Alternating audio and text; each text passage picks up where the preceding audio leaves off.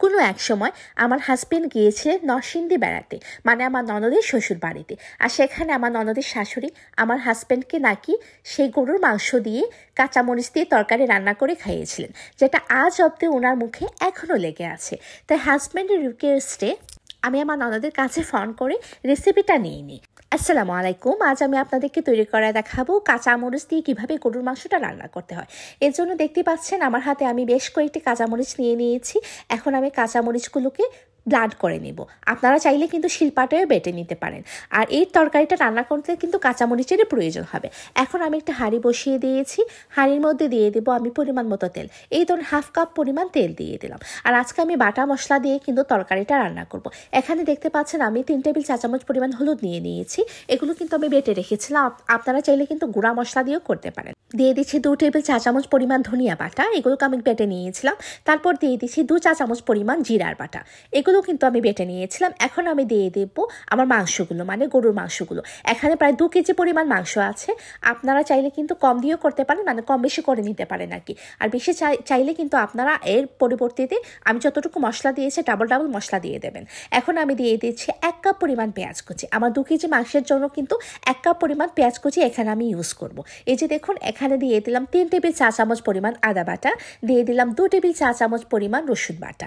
এখন আমি দিয়ে দেবো যে কাঁচামরিচগুলো বেটে রেখেছিলাম। এখানে প্রায় আমি 20টি কাঁচামরিচ নিয়ে নিয়েছি। আপনারা যদি ঝাল কম পছন্দ করেন তাহলে কিন্তু ঝালের পরিমাণটা কম দিয়ে দেবেন। তারপর দিয়ে দিলাম আস্ত গোটা মশলা, দারুচিনি, তেজপাতা, এলাচি এবং স্টার মশলা। এখন আমি এগুলোকে মেখে নিচ্ছি। দেখেন আমার হাতে ঝাল লাগবে, সেজন্য কিন্তু আমি একটু গ্লাভস পরে নিয়েছি। যেহেতু কাঁচামরিচ, সেজন্য এটা ঝাঁঝটা কিন্তু খুব বেশি, যার কারণে আপনার চোখে মুখে লাগতে পারে। সেজন্য আপনাদেরকে গ্লাভস পরে কাজ করাটাই মনে করি ভালো হবে। এই যে এখানে দেখতে পাচ্ছেন আমি কিন্তু খুব ভালো মতো মাখিয়ে নিচ্ছি। আমি যে আগে মশলাগুলো দিয়েছিলাম সেই মশলাগুলো দিয়ে কিন্তু খুব ভালো মতো মাখিয়ে নিচ্ছি।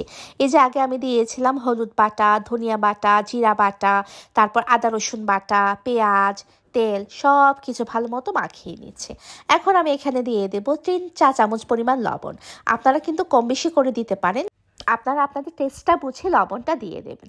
এখন আমি ঢাকনা লাগিয়ে দিলাম। কিছুক্ষণ পর ঢাকনা খুলে আমি মাংসগুলো নেড়ে দেব। এই যে দেখুন, মাংস থেকে কিন্তু পানি বের হয়ে আসছে। এখন আমি মাংসগুলোকে খুব ভালো মতো নেড়ে দেব, এপিট এপিট করে দেব আর কি। এই ধরনের মাংস আর মশলা যাতে একসাথে মিশে যায় আর কি। এই যে দেখুন, আমি এখন নেড়ে চেড়ে দিচ্ছি। আমি আবারও ঢাকনা লাগিয়ে দেব।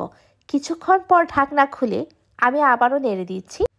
এই যে দেখুন, এখন কিন্তু আমার মাংসের উপরে তেল ভেসে আসছে, মানে আমার মাংসগুলো কষা হয়ে গিয়েছে। এখন আমি দিয়ে দেবো পানি। পানি খুব অল্প পরিমাণে দেব। এই ধরেন 1 কাপ পরিমাণ পানি দিয়ে দিলাম। আপনারা কিন্তু খুব অল্প পরিমাণেই পানি দেবেন, কারণ মাংস থেকে কিন্তু পানি বের হয়। এখন আমি পানিটা দিয়ে আরও কিছুক্ষণের জন্য ঢেকে দেবো, এই ধরনের 15 থেকে 20 মিনিটের জন্য। এই যে দেখুন, আমার মাংসগুলো কিন্তু হয়ে আসছে।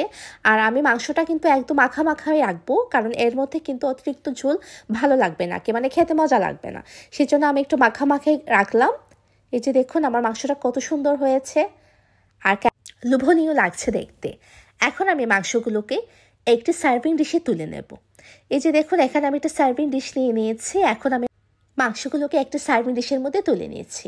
আপনারা চাইলে কিন্তু হাঁড়ির মধ্যেও রাখতে পারেন, তবে আমার কাছে মনে হয় যে মাঝে মধ্যে কিন্তু ডেকোরেশন করলে মন্দ হয় না আর কি। আর খাবার কিন্তু আপনি যত ডেকোরেশন করবেন ততই কিন্তু দেখতে ভালো লাগবে, আর খাওয়ার রুচিটাও কিন্তু বেড়ে যায়। আর আমি সবসময় চেষ্টা করি যে কোনো খাবারই সুন্দর করে পরিবেশন করার, যতটুকু আমার সম্ভব আর কি।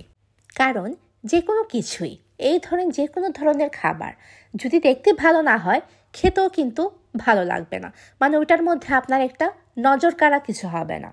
এই যে দেখুন, হয়ে এলো আমার অতি সুস্বাদু কাঁচামরিচ দিয়ে গরুর মাংস। আপনারাও বাসায় ট্রাই করে দেখবেন, আশা করি আপনাদের ভালো লাগবে। আজ আর না, আজ এ পর্যন্তই। পরবর্তীতে আরেকটি রেসিপি নিয়ে আপনাদের সামনে আমি হাজির হব।